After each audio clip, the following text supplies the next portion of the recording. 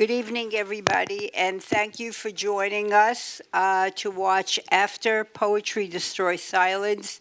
As you can see, it was really a poetic meditation of how poets, actors, artists, filmmakers confront human destruction that resulted in genocide. January 27th, 2025, yesterday, marks the 80th year since the liberation of World War II, and more than 90 years since Hitler became Chancellor of Germany, where he immediately started the elimination of dissidents, physically and emotionally disabled people, with his euthanasia program, Jews, Roma, which were the Gypsies, Jehovah's Witnesses, homosexuals, and blacks. Despite the distance in years, and with most of the witnesses dead, we in the generations after the Holocaust, the second, third, fourth, and even fifth members can feel the horrors of what happened to our ancestors as if it was yesterday. Unfortunately, we're also reminded of symbolism of Nazism in our very midst. On January 6, 2020, the insurrection, one of the pro-Trump mobsters who stormed the U.S. Capitol wore a sweatshirt that read, "Camp Auschwitz," in the front, with images of a human skull above the words. In the back was written, "Staff," and "Words bring freedom. Work brings freedom," a rough translation of the German "Arbeit macht frei." The above words, as you know, are above as the entrance to Auschwitz. During Trump's campaigning for the presidency of the United States, voters were waving swastika flags in Jupiter, Florida, for a Trump parade, shouting, "Make America White Again." At the entrance to Disney World in Orlando, Florida posters carried signs saying, "Did you thank Hitler today?" What is the most fresh in our mind is that only a week ago, Elon Musk ended his speech with a Hitler salute. Whether you think he did or he didn't is irrelevant. Today, billboards in Germany promote Musk's Tesla, with larger-than-life saying, "Heil Tesla." Our film today could not be coming at a more needed time. As Gaza says in the film, history has a purpose. We are not better human beings than we were 1,000 years ago. Genocide has continued, obviously, since the Holocaust with Hiroshima, Rwanda, Bosnia, just to name a few. We also learned the power of poetry when Melissa Leo says, and also Edward Hirsch, who's sitting right next to me, also talks about journalism does the poetry, surface does below surface. It captures the human experience that journalism and academic writing cannot do. It brings out emotions. Before I introduce the panelists, I'd like to add Aaron Appelfeld's words that most relate to our film tonight. After the death of the last witnesses, the remembrance of the Holocaust must not be entrusted to historians alone. Now comes the hour of artistic creation. We are fortunate to have a very distinguished panel with me this evening, and who are also all protagonists in the film. Janet Kirshheimer was the visionary for the film. Its producer is a prolific poet who wrote How to Spot One of Us, poems about her family and the Shoah. And she's also the co-author of Seduction Out of Eden. Giza Gorig is a poet and an actor who you may have seen in the Academy Award-winning film Son of Saul about a Sando commando in Auschwitz. He has also played a Hasidic rabbi in To Dust. He's also played in Resistance, Desert Warrior, and this year he will be appearing as Jesus in Terrence Malick's most anticipated film, a biblical epic, The Way of the Wind. And after he reads Yehuda poems Amichai poems, Israel's most illustrious poet. He's also published 8 poetry books himself since his adolescence in Hungarian, and we look forward to reading them in English soon. Edward Hirsch is an award-winning American Jewish poet. His awards include a MacArthur Fellowship, a National Jewish Book Award, among others. He wrote a bestseller, How to Read a Poem and Fall in Love with Poetry. Many of his 9 poetry books are about traumatic events in his life. The New Yorker called the elegy for his son a masterpiece of sorrow. This June, he's coming out with a book, My Childhood in Pieces. The director, Richard Kroling, who couldn't be with us tonight because he's already filming another film. Just one word about the director, who's most known for directing more than 50 films that are crime docudramas for network television, the U.S. and Europe. And we can understand why Richard was drawn to the film. As one of the protagonists in the film says, writing a poem is trying to solve a mystery that can't be solved. So I'd like to start our discussion this evening with each of you of what made you interested in working on this film. And Janet, we'll begin with you. Your family history has inspired you to transform your poetry and other poets into a visual representation. Can you give us a very brief synopsis about your family history, survival, and what motivated you to move into a different medium? Sure. Thank you. Thank you, everyone, for coming. And I do need to say I wasn't the only visionary in this film. Richard Kroling, this is truly his vision. So I do want to say that. So a short family history. My parents were both born in Germany. My father was 16 years old when he was arrested on Kristallnacht, November 9th through 10th, 1938, and sent to Holland. His mother, father, sister, and brother, long story, got out to Holland, were arrested and sent to Westerbork in Holland, and then on November 2nd, 1942, sent to Auschwitz and murdered upon arrival on November 5th, 1942. And as you saw my mother's story in the film, and she was able to get out with her parents, but both my parents lost over 90% of their families. And the film is really a gift. It's my gift to them, and I mean that in the best sense of the word, that I wanted to honor the survivors. I wanted to honor those who died. I wanted to honor the children, grandchildren, and now great-grandchildren of survivors, and to connect with Richard and to do this with cinema, to have them sort of combine and make something that's way more than 1 + 1 = 3. So that's really why I wanted to do this film. Thank you. Geza, could you tell us a little bit about your grandparents' experiences in the Holocaust, your experience growing up in Hungary, what made you move to Poland, and then the U.S.? It's on. It's on. It's on. Okay, thank you very much. Good evening. My stepfather's father was in the Budapest ghetto, and my stepparents couldn't really handle me, so they passed me over to my grandfather, who had more time and wisdom.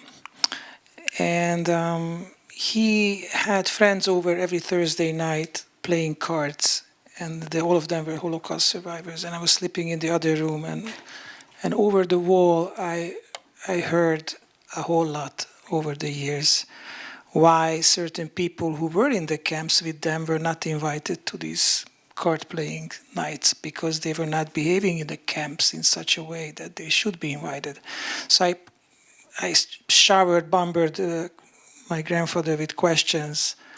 How was it over there? What these people who are not invited, what did they do?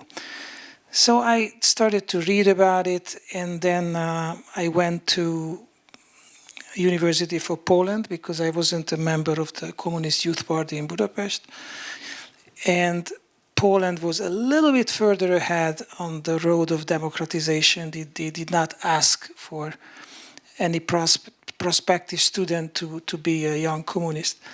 So when I was in Poland for 2 years, I kept pushing it away because I knew it's not going to be a really great weekend to visit the camp, Auschwitz. But just about a month before I planned to leave, going back home, I couldn't anymore postpone it. So I went there. And I think I say it in the film, I basically went there for a month every day. Now the camp was still under the Soviet supervision. It wasn't Polish supervision yet. So there were no bus parking or Coke automats. It wasn't a tourist attraction. And my first poetry book was about that experience for 30 days going during September, winter time to this camp. So I had, when Richard reached me and came to my house and explained to what is this film about, I felt like I have a lot to relate to the topic. Absolutely. And Edward, I imagine you are probably, I don't know, second, third, fourth generation American Jew. And what in your personal background made you get involved in a film about the Holocaust? The thing that got me involved in the film was Janet. She came to me and asked me if I'd be in the film. That's how I got in it. My grandfather came from Latvia. My stepfather came from Germany. I grew up in Chicago, suburb called Skokie, 50% Jews, 25% Holocaust survivors. You'd see people walking down the street with numerals on their arm carrying a bag of bialys. You could go get a nosh and an insult in 4 or 5 languages. When I was in my early 20s, I had a fellowship to Europe, and I went to visit my grandfather's brother in what was then Leningrad. I went to Poland. I discovered the Polish poets. I saw there was nothing there. There were no markers. The Soviets had destroyed everything. They had built over it.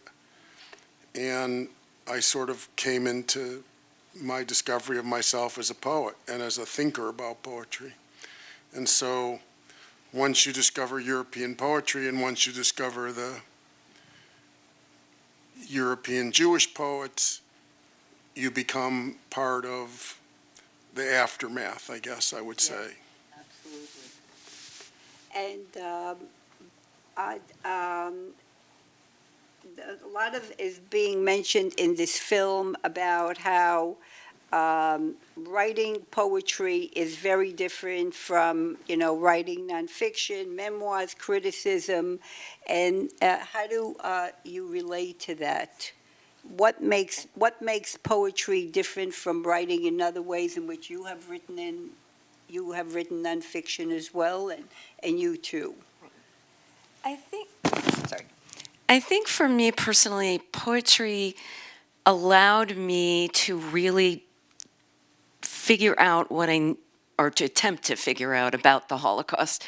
I had tried writing short stories, I had tried writing more memoir, and I just couldn't say it. And then I started writing in poetry, and that allowed me to say what I could say and what I couldn't say. My parents were incredibly generous. They answered all my questions. There were times, my father was older, and I could see him sort of turn, just shut off, and I knew I couldn't ask anymore. So poetry allowed me to say what I could say and what I couldn't say. And Edward, I know you have a lot to say on that. So. I've written about this a little bit. A little bit. Well, first of all, I want to say I think we need journalism, and I think we need general nonfiction in general, and I think we need stories. We need the work of Isaac Bashevis Singer. We need all kinds of things. But poetry does a different kind of work. It does what Freud calls the work of mourning. And it inhabits experience in a different kind of way. And there is a kind of struggle with language in poetry that's different than other art forms. The struggle to articulate something, some kind of suffering through language is the work of poetry. And I think that the way that poetry tries to dramatize experience from the inside is a way to dramatize that experience for another person so that another person can feel something of what the poet was feeling, one to one. I don't think it's actually for an audience. I think it's actually for a reader or for a listener. And I think this dramatic intensity of feeling is what distinguishes poetry from many other genres. And Geza, I have a whole bunch of different kinds of questions that you can possibly relate to, which one is, what does it mean to remember? And what was your experience like of, going back to Auschwitz, writing a poem about it? Okay. Well, I would like to maybe add something to what Edward just said. Yes, when someone reads a poem, he's learning about the feelings of the poet. But I think if it's a really good poem, then the reader also learns about something about himself or herself. I do not necessarily expect anyone to be interested of me. When they are reading my poem, they just see two names, a first name and a last name. They have no idea who the heck I am. So if it's a good poem, I really hope that I can bridge the gap between the reader and myself, and so he learns about himself and herself. So the human experience, the human condition, we all share it. The human psyche is universal. And one of the things that generally I feel about, let's say, poetry and Holocaust or genocide, or that there's a little bit of cheating here. Use your own tragedies. I do, and generally speaking, and that was one of the reasons why I was very hesitant to go to Auschwitz, because, you have a life, so don't rely on other people's suffering. Try to bring your material to the table. I felt I'm a little bit cheating. It's a little bit too melodramatic. 6 million, too much. But I had to do it for myself and my grandfather and all that. And I was very surprised because the experience of being Auschwitz was a cure for me. It was not. Of course, there is tremendous, immense, unbearable enormity of suffering there, make no mistake. But personally, I felt liberated because, as I think I say in this movie, I felt everything that someone believes in this world has to be measured against this. If you believe in God, then you have to believe in God in Auschwitz as well. So that was basically fantastic to me, that all this idea of progress and humanism and all that what we learned in school just went out of the window. And I didn't know what my next step is, so I went to Israel, I got circumcised, and it put me on a whole different path. And I'm going to ask, I guess, all of you in terms of what the responsibility of art is in terms of confronting evil, and we've also had mentions here about bringing back the dead in the film as a way of remembering them, and how you relate to that. You want to go first? I very resonate with what you've just said about borrowed suffering. Yeah. I think that's extremely astute.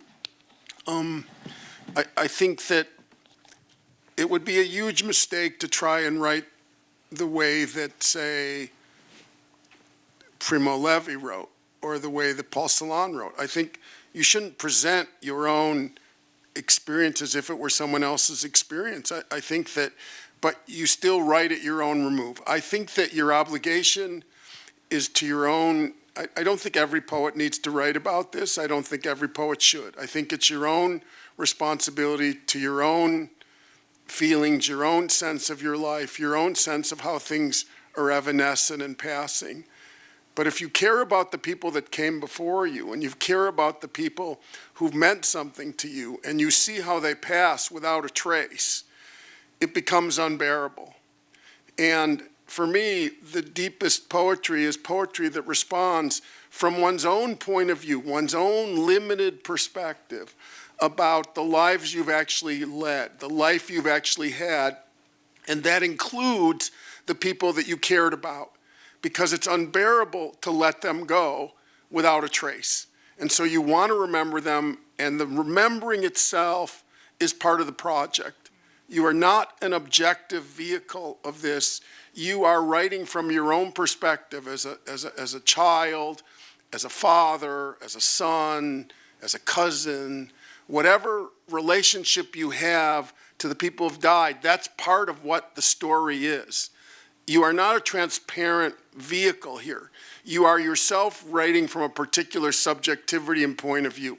And if you do that with integrity and an honesty and intensity, you become the vehicle of something for another person's experience. And I completely agree with what you said. It's not actually for you. You get something out of it, but its purpose is for someone else. Your purpose is for, Paul Celan said, a poem is a message in a bottle sent out in the not always greatly hopeful belief that somewhere it will wash up on land, on Heartland perhaps. You send a message out in the bottle with the hopes that it will receive someone. Someone will receive it and read it and feel the minor of what you felt, and they will experience something themselves, and this will activate something in their own interior lives. And I believe that's the purpose of poetry. Thank you. Thank you for that. I just do have to say, when we were filming and you said that, one of the parts of poetry is to try to bring the dead back to life, I had to grab onto a wall because I almost fell over. And I think that for me, I wrote this book about my family, 90% of whom I never got to meet, and they didn't even get a number. They didn't even get that. And so for me, it was trying to bring them back, that they wouldn't be forgotten. If only one person ever read any of the poems in my book, like you said, that was worth it. That was absolutely worth it. And I think also I've been truly mesmerized every time I see the film by the anonymous poet from the Warsaw Ghetto, that we have no idea who the poet is, anything. Did the poet survive? I don't know.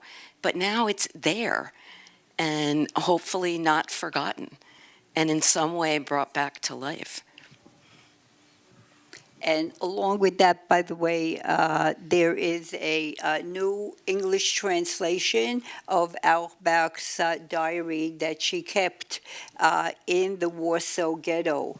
And one of the things that she talks about there is what it was like for artists in the Warsaw Ghetto, and that these were people, who didn't really, make a lot of money being, the writers, and, there were like dozens of, Jewish newspapers in Polish, in Hebrew, in Yiddish at that time, and, what it was like for her to then be feeding these people, who she used to read. And it was translated by Sam Casso, and if people are interested in that, it's another way of bringing back the dead to life, and the risk that she took to write all this, and how some of this, the writing was all over, and and, some of it was in milk bottles. And Geza, how did you relate to? I think that Edward and I on the same page. I think I was referring to the exploitation of the Holocaust by Hollywood and some other means as well. So this genre is, to a large degree, extremely sugar-coated and sterilized, including some movies mentioned in our film, and even the selection of the Diary of Anne Frank, which is obviously also doesn't take you to the very end. So the genre itself invites a lot of melodramatic, kitschy type of approaches. A whole bunch of movies, hundreds of them, were basically love stories, and they were sprinkled by swastikas and striped pajamas just to bring some audience in. So that's what I'm trying to be very careful about, is this exploitation of any sort of historical event. When I see an R-rated movie and the lead act is a child, I don't watch it. I can't stand the pain of animals and lehavdil, of course, children. So that's what I 100% agree with Edward. I'm sure Edward agrees with me. You just have to be really careful about it. That's all. Now, Janet, you now have gotten the film bug, and are you planning any other films at this time? Yes, so we are beginning to work on what we are now, for the moment, calling After Two, about poetry of war and resilience, and set in our current time. So stay tuned for more about that. So thank you. I think we want to take And Geza? Yeah, that's where we're going. Yeah. Questions, Q&A. Oh, okay.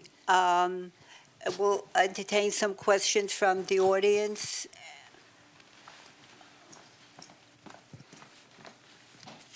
Thank you.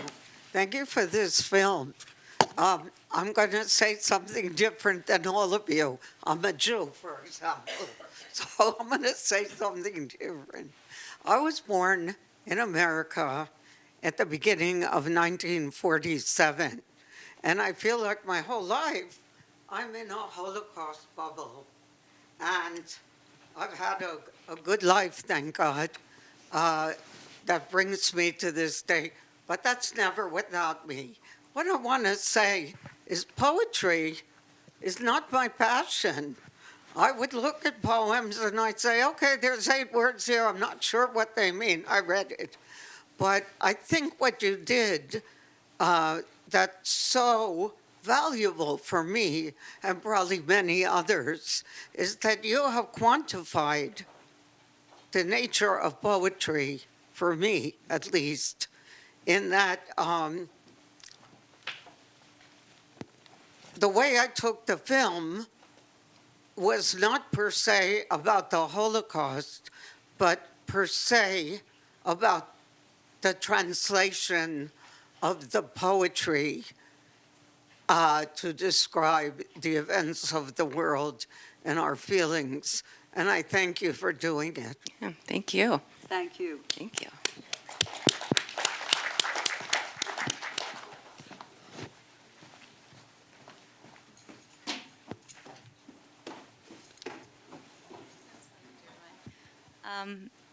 Hi, I also wanted to thank you for this film. My grandmother is an Auschwitz survivor from Hungary, from Ofaherto in northern Hungary. She's 103 years old. And I go to schools and I talk about her experiences. And when I first began to tell her story, I realized I was telling it in a very factual way because that's how she told it. And I realized that was the only way she could tell it, so she would be able to tell it. So I find it remarkable, actually, that Holocaust survivors can write poetry after what they experienced. I would think it would be easier for a child or a grandchild of a Holocaust survivor just to have the distance. I did want to ask, and maybe there was no answer, but I struggle at the end of talking to the high school students to leave a message with them that will be meaningful and will be, something that they will take with them more than just my grandmother's personal story. And I've been thinking about ending it with a poem.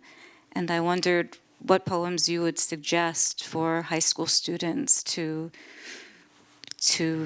understand the Holocaust and also feel the necessity to prevent anti-Semitism and racism in general. Right. I'd be very happy to talk to you. Our website is just after.film. And if you write to me, I'd be very happy to talk to you about that. Okay. Thank you so much. I also would like to share just a real quick thought. Maybe you can tell your students. Jungian psychology is very much believes and proves actually that only the wounded can heal. Only the wounded can heal. No one else can heal others that except the person who himself or herself was wounded. That's number one. And number two is that healing has to be wounding also. There's no real healing without wounds. Of course, it has to be done well. But what I'm trying to say is that, is this a Jewish school that you're?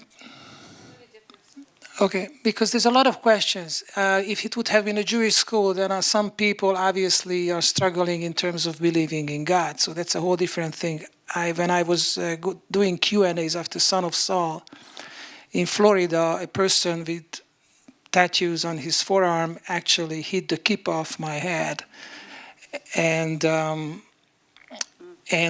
faced a lot of questions like that. How dare you? You're playing a Sonderkommando and you come here with a kippah. And so that's a whole different thing. But if it's not a Jewish school, we're not going to go there. But yeah, I think this idea of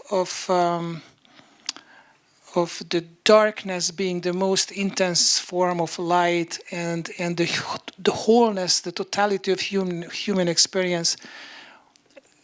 We don't want obviously any extermination camps in our world, and yet it's important, especially for teenagers, to speak of the necessity of going through pain as well. There's a poem by Czesław Miłosz called Cafe, where he remembers being in a cafe in Warsaw in 1942, and no one is alive except him from the cafe. He's not the most worthy, he's not the most intelligent, he's not the most grateful, but he's the one who survived. If you imagine, I've sometimes talked to my students at NYU, poetry creative writing class. Imagine that there are 15 of you and 2 of you survive. 13 do not. Which 2? 2 of you happen to survive. Not the most talented ones, not the best writers necessarily, just 2 of you randomly made it. What would your obligation be? What would your responsibility be? How would you feel about it?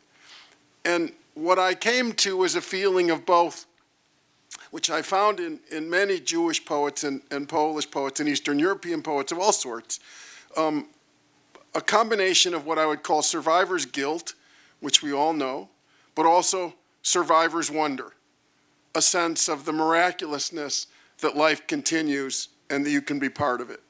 And I think it's not all grief. It's also the wonder, the miracle that some people survive. The guilt driven back to having survived, but also the magic of still being alive. And I think that speaks to the ongoing nature of life, which is not just backwards looking, but also forwards looking. And I also think for me, as you talk about wounded, I wouldn't be here if it weren't for the Holocaust. My parents would not have met. And those are things that I wonder about. and things that I've spoken to my parent, that I have spoken to them about, and the things that I write about.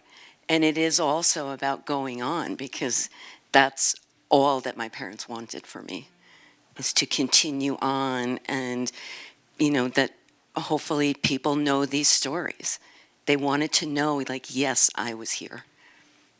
And I hope that's what we do in this film.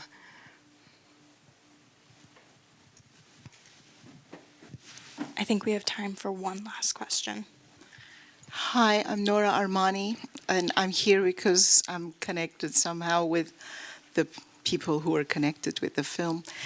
I think the core of this entire film was that anonymous poem.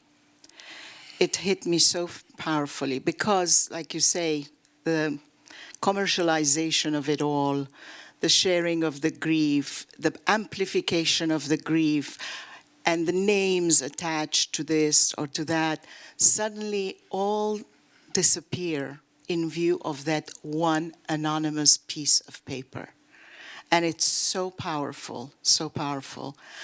And I am very much, would love to know more about your project, because I'm Armenian, obviously. My grandmother was a survivor of the Armenian genocide. And some miracles happened that she told me about, which I use in my one-woman show, which I just last week did it in Texas.